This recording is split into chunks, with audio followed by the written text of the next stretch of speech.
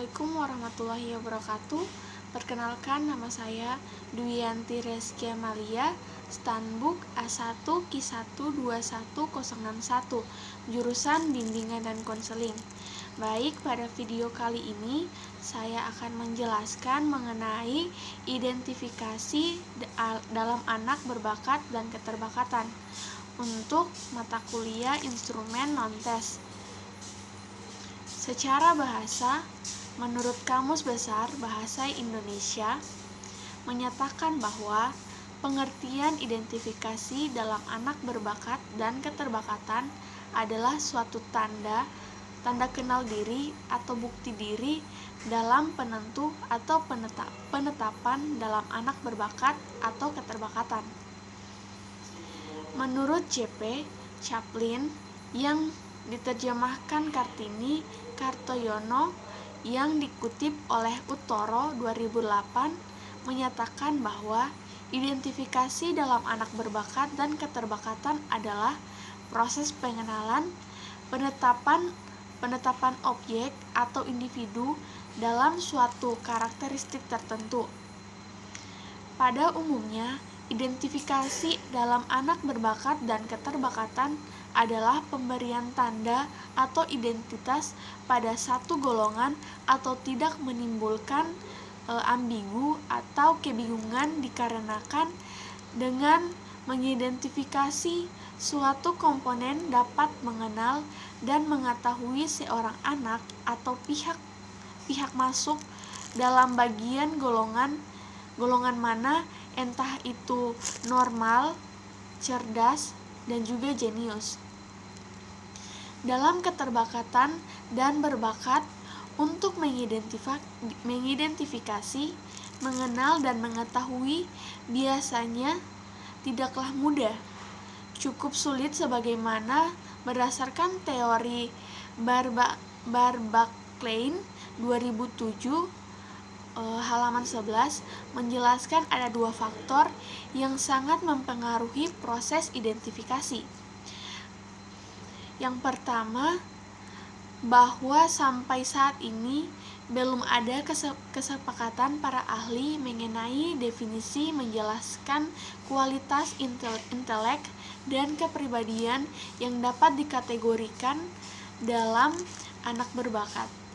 Kedua, mitos kekuatan dan membingungkan dalam masyarakat mengenai anak berbakat. Bagian kedua, tujuan identifikasi dalam anak berbakat dan keterbakatan.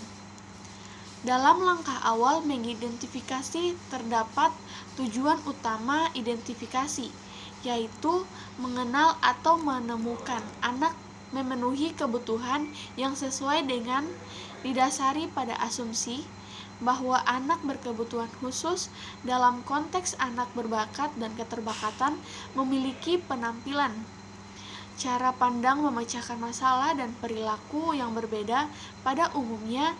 Dengan mengenal anak dengan cara identifikasi ini dapat mengakibatkan anak menyesuaikan kebutuhan sesuai dengan layanan atau deteksi dini.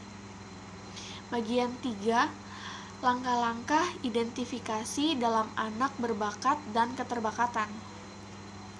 Dalam mengidentifikasi anak berbakat dan keterbakatan, seorang guru harus melakukan langkah awal dalam mengajarkan di sekolah dengan mengetahui apa yang dibutuhkan anak berbakat dan keterbakatan dalam kelas atau ruang pembelajaran. Kemudian, menetapkan kemampuan tingkatan yang dimiliki anak melalui teknik, dan selanjutnya guru mampu memberikan layanan pendidikan sesuai dengan kebutuhan anak. Dalam kebutuhan anak tidak dapat disamaratakan karena sifat anak berbeda-beda atau dengan kata lain heterogen. Guru harus menyesuaikan kebutuhan anak, jadi tidak hanya anak yang menyesuaikan kurikulum dan pengajar, namun pengajar juga harus memberikan layanan yang sesuai dengan kemampuan anak. Sedangkan berdasarkan teori Utami Munadar 1992 mengemukakan bahwa untuk mengidentifikasi anak berbakat perlu mempertimbangkan langkah-langkah sebagai berikut. 1.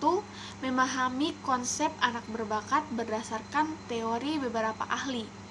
Kedua, temukan ciri-ciri yang terdapat dalam golongan anak berbakat dan indikator keterbakatan.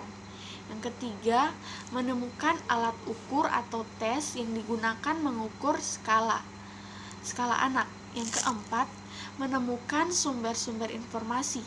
Yang kelima, prosedur pelaksanaan penelusuran. Yang keenam, pengambilan keputusan berdasarkan data yang didapat. Yang ketujuh, melakukan pertemuan dengan orang tua, menyatakan perkembangan anak dalam kehidupan sehari-harinya. Baik, mungkin itu saja yang dapat saya jelaskan. Lebih dan kurangnya mohon dimaafkan. Billahi taufiq wal hidayah. Wassalamualaikum warahmatullahi wabarakatuh.